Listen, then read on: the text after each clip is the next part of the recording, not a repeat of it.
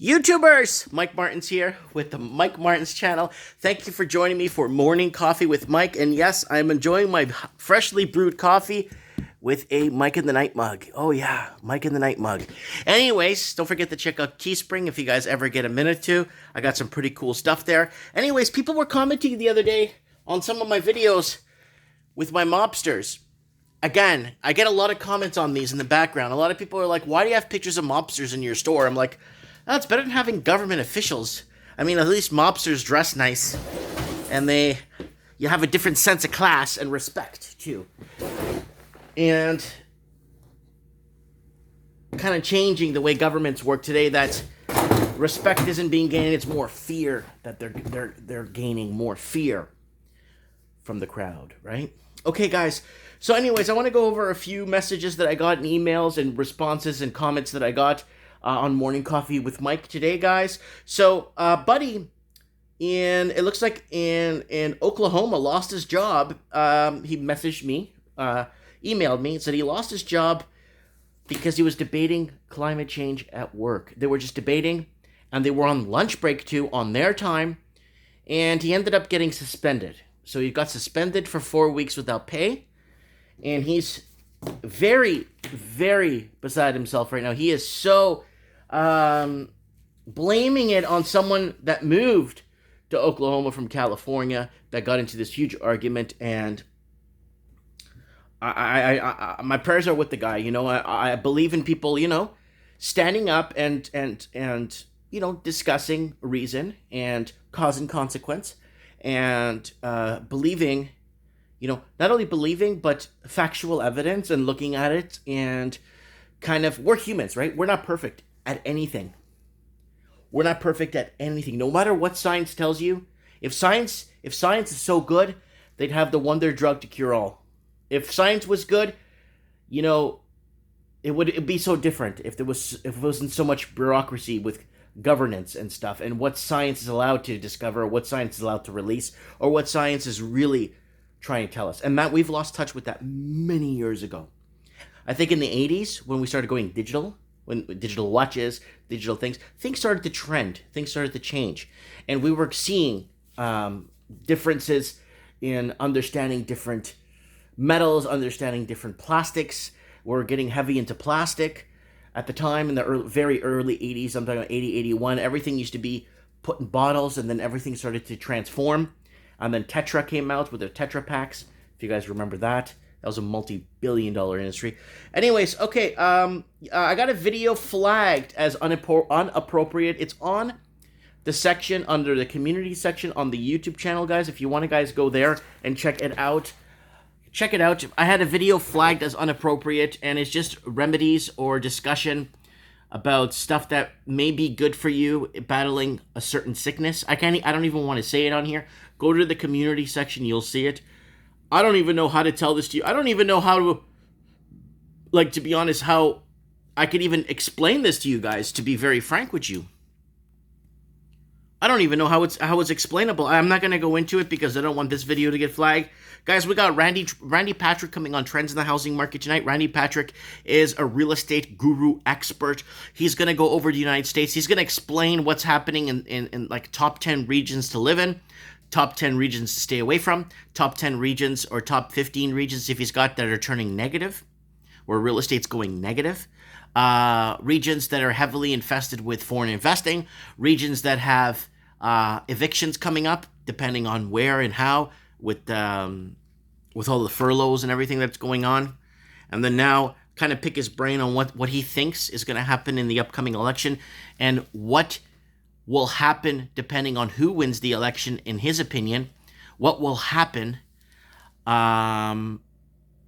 with the housing market, depending on pros and cons of what he thinks, right? So Randy Patrick tonight, Trends in the Housing Market, don't forget. We got Trevor from Sydney, Australia, saying,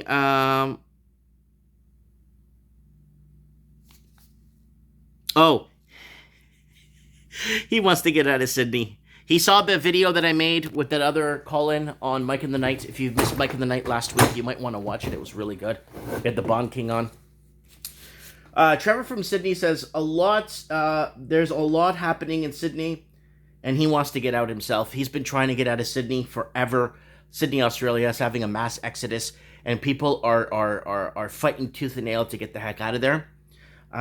It happened. It started happening 10 years.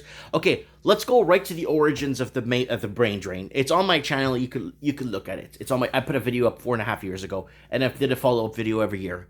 The mass exodus, the real mass exodus, started in Canada in the 90s. In 91, 92, 93, there was a mass exodus of European immigrants, first, second, and third generation European immigrants that immigrated to the United States. And we're not talking about like 2-3 people. We're talking about millions, like 18 million people immigrated. For the statistics say from like 1991 to like 2000. So like millions. So they had to put a stop on the amount of Canadians like jumping ship and moving to the United States, right? So so that was it. That was a huge issue. And then the pattern started about 12 years ago, 13 years ago, with this exodus out of California. It started about 13 years ago in California. Then from California, it started seeing a lot of foreign investing. A lot of people parking their money. I don't know if you guys remember that old channel. I don't know if he's still there. Fabian for Freedom or Fabian for Truth. He was talking a lot about that. People parking their money in real estate, leaving properties empty. That's been going on for 14 years now in California. It's gotten so bad for every homeless person, and for every one homeless person, there's 4 empty apartments that are sitting on for investment purposes. And I'm not saying give away free housing. I'm not that. Keep it within reason so people can afford to live. A lot of these people have menial incomes, but they still could afford to pay a bit of rent or something to get them sheltered, right? But it's all about the almighty dollar, right? Okay, so it started there, and then it started happening in Sydney about 8 years ago. And Sydney and Vancouver was the same time. Sydney and Vancouver. I did a video, it's on my channel, about the Sydney and Vancouver brain drain. And it started trickling slowly, very slowly though. A lot of people from Sydney were moving to Melbourne and Perth 8 years ago. And a lot of people from Vancouver were moving into the interior because they have nowhere to go, right? We don't have a lot of cities in Canada, so neither does Australia. And then it started to get really strong. Then the mass exodus started getting really strong about 5 years ago, where you have millions of Californians leaving and being replaced by foreign money. And New York, then let's not jump to New York yet. Then you have Seattle have a mass exodus when Vancouver puts the foreign buyers tax on.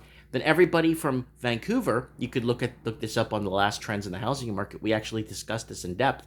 People from Vancouver were moving down to King County, Seattle. Investors, it says, the article said, investors are skipping Vancouver and going straight to Seattle. So that caused a huge issue in the housing crisis there, and they were blaming it on the tech workers. And when I speak to tech workers, there's 5 of them living in a 1-bedroom. So it's not the tech workers that are causing this problem. So people are moving east. And then it trickled down to Oregon, where Oregon reached about $407,000 for the average home detached, and $407,000 was the tipping point where people started to see mass exodus. So where did these people go? A lot of them went to Nevada, a lot of them went to Salt Lake City, went to Utah, a lot of them went to Arizona, a lot of them went to other places, right? Because of this housing migration that people want to get out of these expensive cities. And then right after that, Toronto started getting hit hard. Okay? Then Dublin, Ireland started getting hit hard. Because about 2.5-3 years ago, Dublin started seeing this rare phenomena of bidding wars. People started mass exiting there. And then London's another one too. So all these major cities are turning into empty shells. Toronto's getting hit really hard with the mass exodus. I have people messaging me saying they're moving to Niagara Falls. They're moving to like right on the border with the United States. Like they're trying. The next step is America. There's nowhere to go after because we don't have a lot of cities. So this mass exodus, and then after, towards the end, people were leaving Sydney to go to Hobart because Hobart was still cheap. Tasmania, right? So the mass exodus has been a real major issue. And for those, I got out of my city 4 years ago. I knew what was going to happen, and I got out straight away. I got right out real quick in a heartbeat. Anyways, so that's Trevor and Sydney needs to get out. So we did a video with Tommy Stacks on YouTube if you guys want to check that out. So Sabrina from California wants to get out. She's saying she's taking my advice and she's heading eastbound. So Sabrina's been watching the channel for a long time now. She usually Skype messages me questions and stuff to ask specific guests if they come on. And she's telling me she's going east. She's moving to Texas. She's a very conservative woman, and she wants to have kids and start a family with their husband of 4 years. So they're heading out east. It's time to move it out. And then we got, oh guys, and don't forget to check out. We have Kevin here again, another Kevin. Sorry, saying Stephen Van Meter show was amazing, Mike. We had Stephen Van Meter. On Mike in the Night last Friday. So if you guys missed it, go check it out. And then we have Richie in Georgia says his food prices are going up. So I went grocery shopping this morning, guys. I didn't buy much stuff this morning. I honestly bought a bag and a half. Literally, I could carry it with my pinky. There was nothing. I paid like $94 for it. And there's really nothing in there. The butter was expensive. It was like $8 for butter. And then I remember I was running out of mayo, and then the mayo cost me, I think the mayo cost me like $8. So the food is getting very pricey, guys, and I don't even know how to put it or explain it or put it out there for you guys, because food is getting very pricey. And yeah, I'm watching the markets. Markets are up again today. Well, slightly up. On the Canadian side, American side, it was down 23. Dow was down 23 points. We have a slightly weakening dollar, and because of that, a gold is kind of going strong right now. El Dorado's up right now. New Gold is going up right now. Newfound Gold's going. Everything's going up today. I've been watching it. I didn't buy it. I didn't buy any of it, so I'm kind of on the sidelines. So I'm waiting to see what happens. I'm gonna kind of wait to see what happens with this election, because it is an election year in the United States of America. So let's look forward to that and see what happens with that. We'll be following it closely.